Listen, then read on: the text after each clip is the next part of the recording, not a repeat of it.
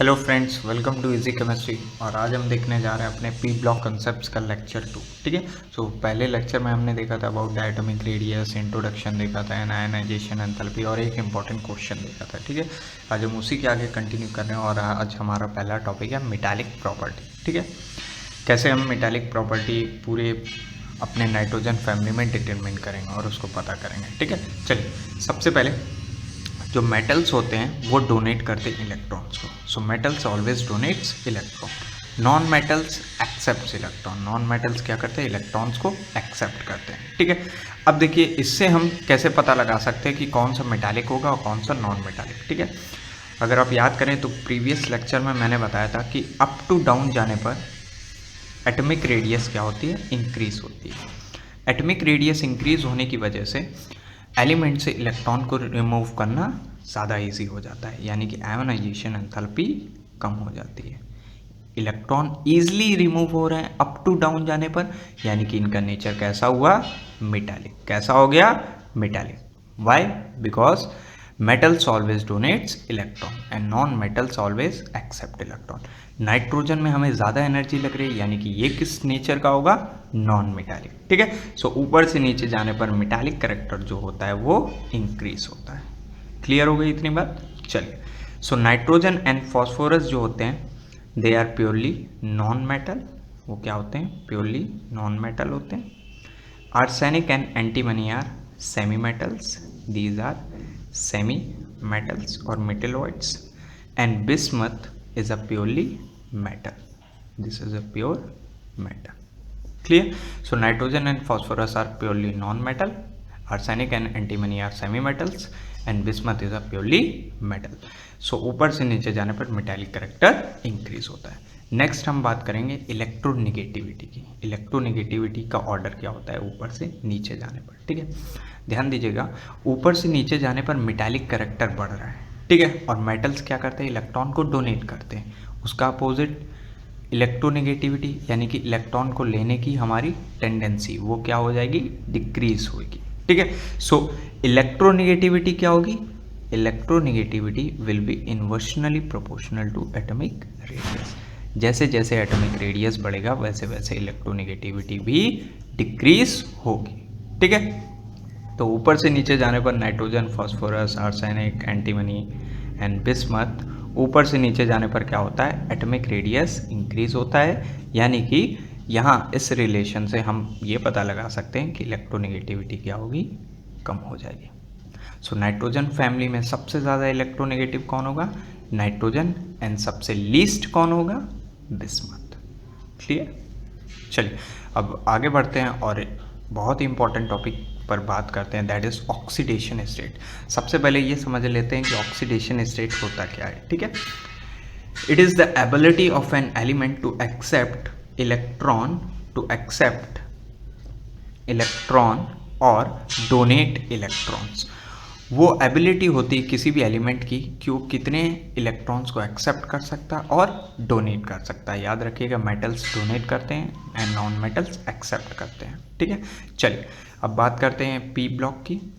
तो P block donates some of S and P electrons. जो P block elements होते हैं वो अपने एस ऑर्बिटल के इलेक्ट्रॉन एंड पी ऑर्बिटल के इलेक्ट्रॉन्स को डोनेट कर देते हैं। एस में कितने होते हैं? जनरल इलेक्ट्रॉनिक कॉन्फ़िगरेशन क्या होता है हम सबको पता है, NH2 NP3, नाइट्रोजन फैमिली का। ठीक है। अब यहाँ पर अगर देखें तो एस में कितने इलेक्ट्रॉन है? 2, और पी में कितने? 3, यानी कि इनकी ऑक्सीडेशन स्टेट मैक्सिमम कितनी होगी? +5। कितनी होगी? +5। लेकिन क्या ये ऑक्सीडेशन स्टेट पूरे ग्रुप के लिए हमारी बाकी सारे एलिमेंट्स जो हैं हमारे नाइट्रोजन फैमिली के वो डिफरेंट शो करते हैं ऑक्सीडेशन स्टेट को। कैसे देखते हैं? नाइट्रोजन क्या है हमारा? नॉन मेटल है। सो ये क्या करेगा? इलेक्ट्रॉन्स को एक्सेप्ट करेगा। ठीक है। अब देखिए कैसे, जैसे मैंने मान लिया NH3 है। ठीक है, NH3। अब नाइट्रोजन एंड हाइड्रोजन बॉन्डेड है। हाइड्रोजन से ज़्यादा इलेक्ट्रोनेगेटिव कौन है? नाइट्रोजन। इसलिए वो क्या करेगा? इलेक्ट्रॉन्स को एक्सेप्ट करेगा। तो क्या होगा? -1 एंड -1। सो टोटल कितना हो जाएगा? -3। यानी कि नाइट्रोजन किस तरीके की शो करेगा? -3। क्या नाइट्रोजन पॉजिटिव भी शो कर सकता है? चलिए देखते हैं। अगर नाइट्रोजन से ज़्यादा कोई इलेक्ट्रोनेगेटिव और आ गया, जैसे NF3, अब क्या होगा? फ्लोरीन तो नाइट्रोजन से भी ज़्यादा इलेक्ट्रोनेगेटिव है, वो क्या करेगा? इलेक्ट्रॉन्स को अपनी तरफ पुल करेगा। सो +1 यहाँ से, +1 यहाँ से एंड +1 यहाँ से, तो यहाँ पर क्या आ जाएगा? +3।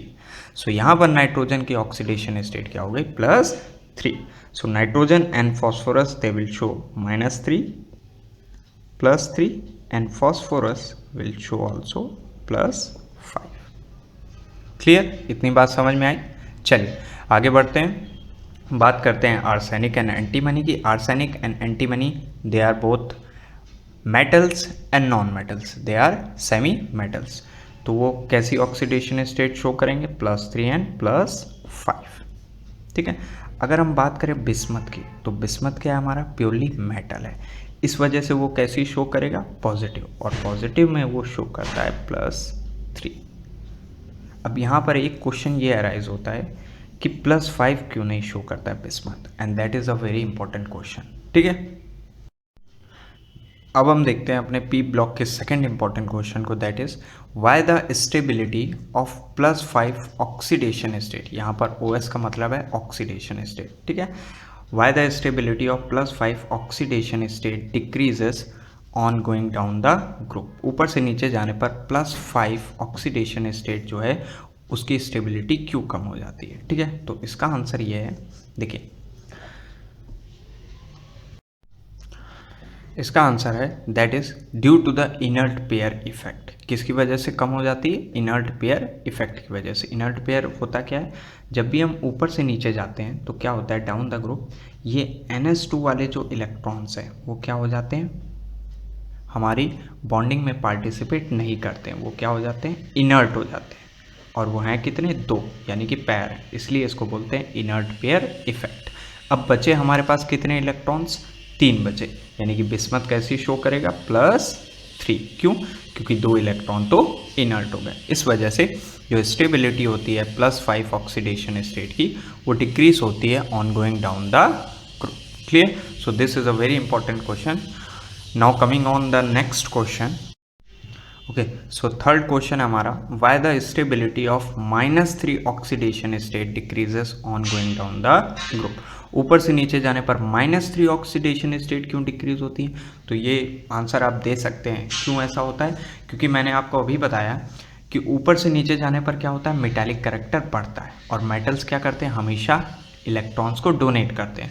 तो माइनस को तो कोई सवाल ही नहीं उठता है कि वो माइनस ऑक्सीडेशन स्टेट शो करें, और +5 भी नहीं करेंगे। क्यों? क्योंकि इनर्ट पेयर इफेक्ट आ रहा है, यानी कि वो किस टाइप की ओनली शो करेंगे? +3। सो आप यहाँ पर रीज़न क्या लिखेंगे? Due to the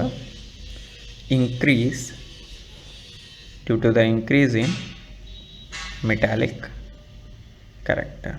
due to the increase in metallic character किस वजह से होता है?